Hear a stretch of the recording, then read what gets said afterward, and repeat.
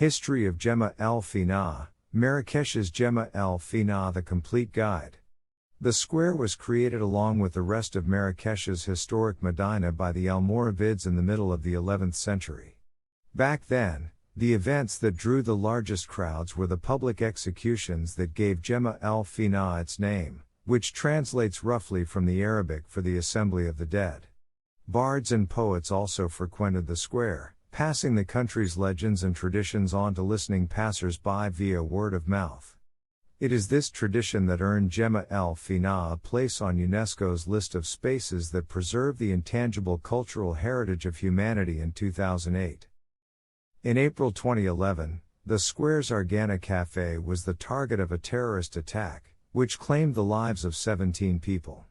Today, a subtle police presence works tirelessly to keep tourists and locals safe.